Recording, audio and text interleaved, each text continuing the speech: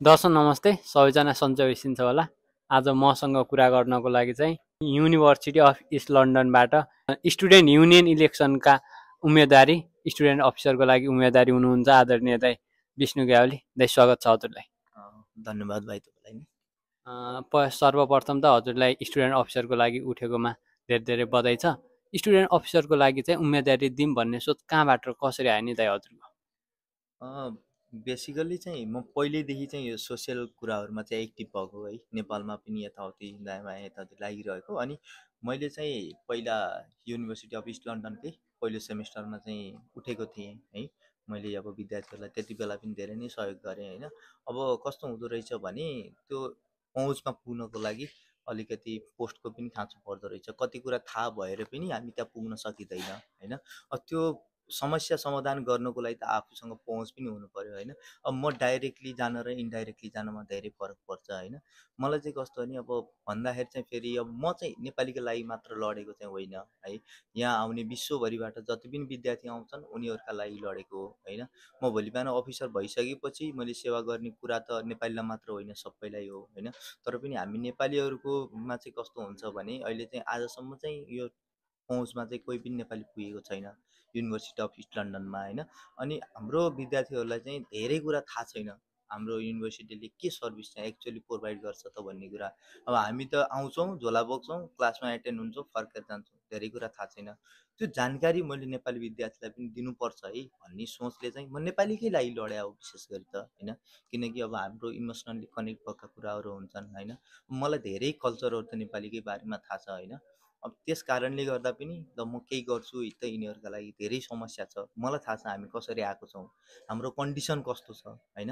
त्यसको लागि चाहिँ युनिभर्सिटीले गरेका एप्रोचहरू चाहिँ हामीसँग पर्याप्त छन् कि छैनन् भन्ने कुरालाई विशेष ध्यानमा राखेर मैले चाहिँ आफ्नो नोमिनेसन दिने तयारी गरेँ।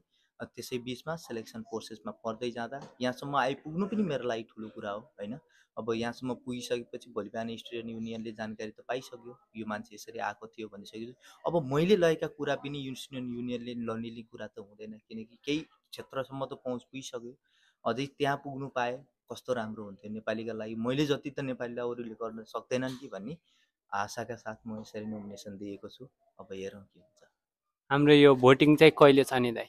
अब अहिले चाहिँ हाम्रो क्याम्पेन सुरु भइरहेको छ। क्याम्पेन भन्नाले चाहिँ हामी प्रचार प्रसार भन्ने गर्छौँ नेपालीमा। अनि त्यो चाहिँ हाम्रो अब 31 चाहिँ यो चल्छ। अनि 31कै दिनबाट बिहान 8 बजेदेखि दिउँसो 2 बजेसम्म चाहिँ भोटिङको वेबसाइट खुल्छ। त्यो चाहिँ लास्टिङ चाहिँ कहिलेसम्म हुन्छ भने अप्रिलको 3 चाहिँ लास्टिङ हुन्छ। अनि अप्रिल 4मा चाहिँ रिजल्ट अनाउन्समेन्ट भइहाल्छ 4 बजे। भोट चाहिँ कसरी दिने केही आइडिया छ? भोटको लागि चाहिँ अब नेपालमा जस्तो फिजिकल्ली एटेन्ड भएर दिने चाहिँ होइन होइन। यो चाहिँ अलिकति बेग्लै लाग्न सक्छ हाम्रो लागि। यसको लागि चाहिँ के हुन्छ भने यहाँ चाहिँ अब युनिभर्सिटीको एउटा आउटलुक त हामी सबैलाई जानकारी भएकै कुरा हो। आउटलुकमा चाहिँ युनिभर्सिटी अफ इस्ट लन्डनको युनियनले नै मेल गर्छ तिमीहरूको चाहिँ भोटिङ टाइम सुरु भएको छ, तिमीहरूले आफ्नो क्यान्डिडेट छान भनेर चाहिँ पठाउँछ। यसमध्ये चाहिँ 5वटा अफिसर चाहिँ सिलेक्ट हुने हुन्। 16जना चाहिँ अहिले उम्मेदवार दिएका छन्। अनि त्यसमध्ये चाहिँ 5जना सिलेक्ट हुने हुन्। विद्यार्थीहरूले त्यही बिचमा चाहिँ सिलेक्ट गरेर पठाउने हो। नेपाली विद्यार्थीहरूले हजुरलाई भोट दिने चाहिँ कुन कुन आधारले? मैले भनिसकेँ पहिला पनि है। अब एउटा आधार चाहिँ इमोसनली कनेक्ट भएको कारणले गर्दाखेरि। अनि नेपालीहरू मलाई लाग्छ 30 धेरै त भन्दिनँ 30% स्टुडेन्टहरूलाई मेरो बारेमा जानकारी छ जस्तो लाग्छ। मेरो एक्टिभ कतिको छु म भन्ने कुरा। अब भोलि बिहान त्यही क्षेत्रले त्यही पहुँचले जानको लागि चाहिँ नेपालीहरूले साथ दिनुपर्छ भन्ने चाहिँ मेरो धारणा हो।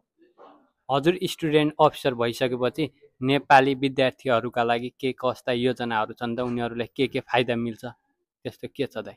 अब हामी एसियनभित्र पर्छौँ है। नेपाली भन्नाले छुट्टै कन्ट्रीकै विशेषका लागि गर्ने कुरा चाहिँ भएन होइन। एसियनभित्र पर्दाखेरि अब एसियन स्टुडेन्ट अथवा इन्टरनेसनल स्टुडेन्टका लागि समस्या के हुन् भन्दाखेरि हामी चाहिँ मानौँ या नमानौँ तर हाम्रो जेन्युन फाइनेन्सियल स्टेटमेन्ट चाहिँ कसैको पनि हुँदैन विद्यार्थीहरूको होइन।